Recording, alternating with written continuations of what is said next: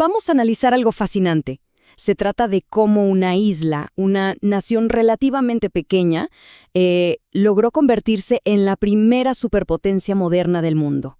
Es una historia increíble de innovación, de poder y bueno, también de realidades económicas bastante complejas. Y es que la pregunta de verdad es, ¿cómo lo hicieron? ¿Cómo una pequeña isla logró algo así?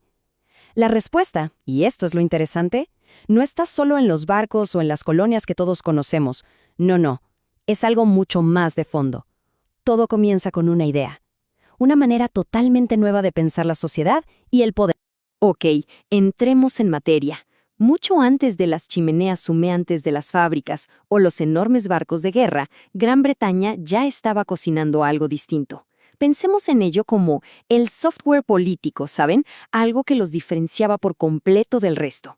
Y esta fue la base, la fundación sobre la que se construyó absolutamente todo. Y créanme, esto no es para nada una exageración. Fíjense en lo que decía Voltaire, nada más y nada menos una de las mentes más brillantes de su tiempo.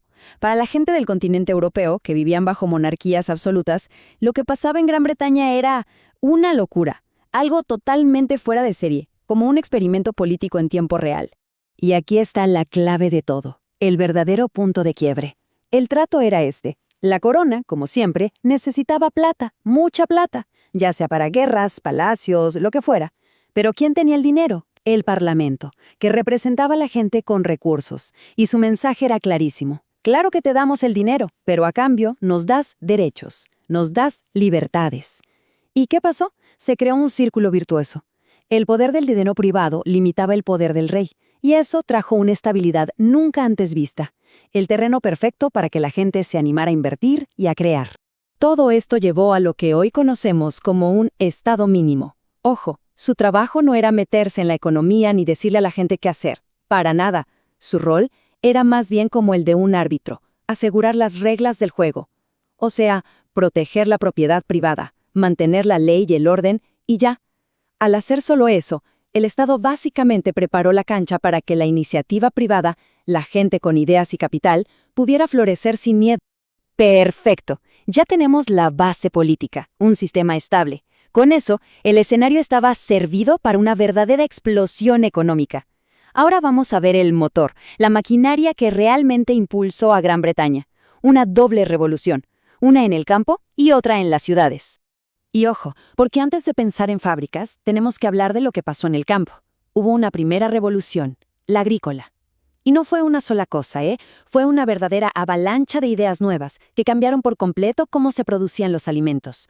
Semillas y ganado mejorados genéticamente, herramientas más eficientes, una forma de organizar el trabajo que parecía casi de fábrica. De repente, el campo británico se volvió increíblemente, asombrosamente productivo. Y no son solo palabras, los números hablan por sí solos. Miren esto. Para 1800, el Reino Unido ya producía un 58% más que el promedio de Europa, casi un 60% más. Y para 1914, esa diferencia era todavía más grande. ¿Qué significa esto en la práctica?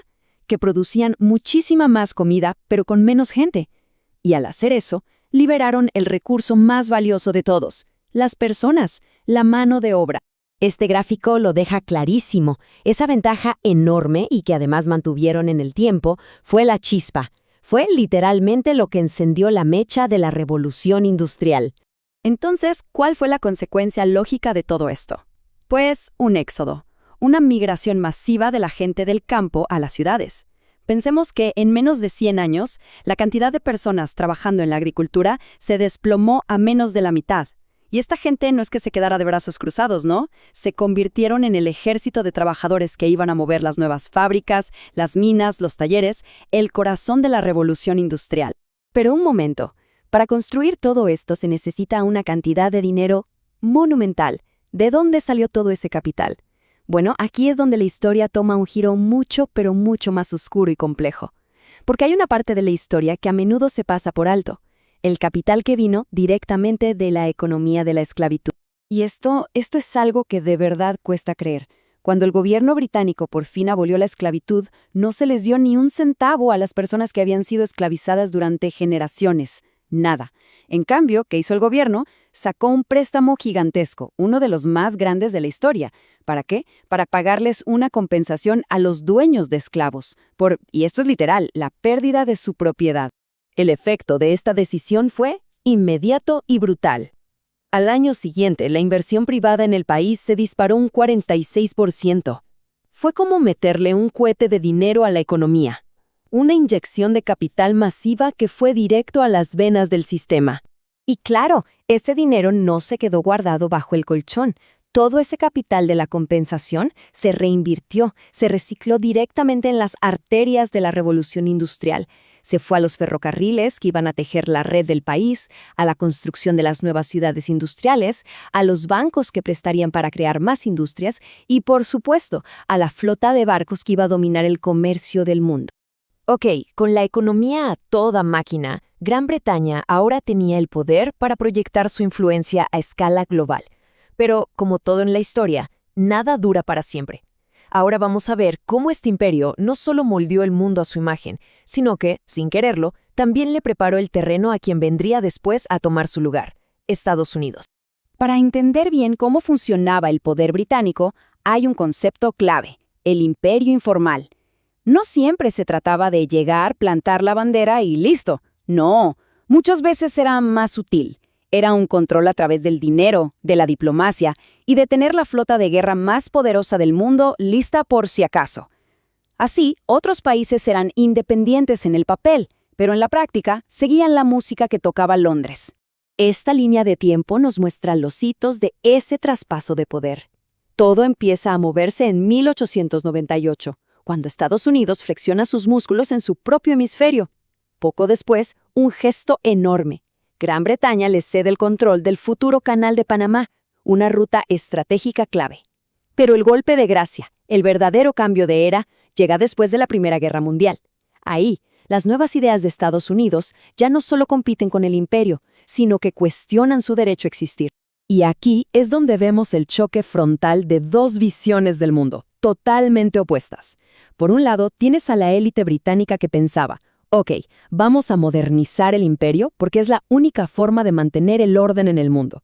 Y por el otro lado, tienes al presidente estadounidense Wilson con una idea radicalmente distinta. No más imperios. El futuro es de naciones libres, con comercio abierto para todos y una liga de naciones que mantenga la paz.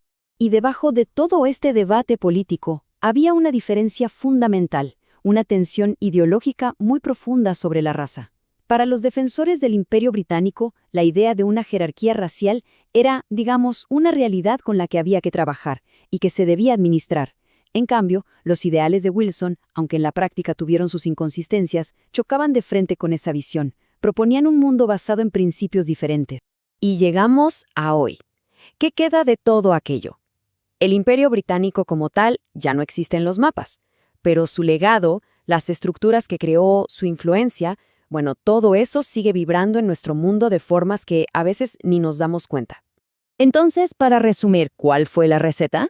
Fue esta mezcla única, un sistema político estable que premiaba la creatividad, una revolución en el campo para dar de comer a todos, una revolución en las fábricas para generar riqueza, un montón de capital disponible, con esa parte oscura que ya vimos, y finalmente, un poder global para comerciar y dominar. Todo eso junto creó el primer sistema global de la historia.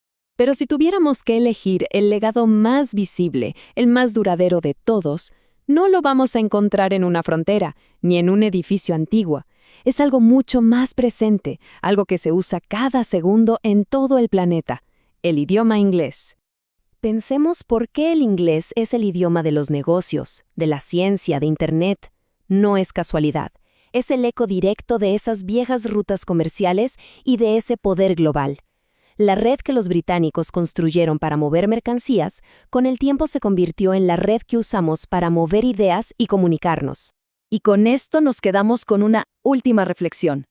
Las instituciones que manejan la economía mundial, muchos de los conflictos que vemos hoy y hasta el idioma que es clave para la comunicación global, nada de eso apareció de la nada. Todo es, de alguna forma, una herencia de ese primer mundo globalizado. Entender cómo esos ecos del pasado todavía le dan forma a nuestro presente, bueno, eso es clave para entender el mundo en el que vivimos hoy.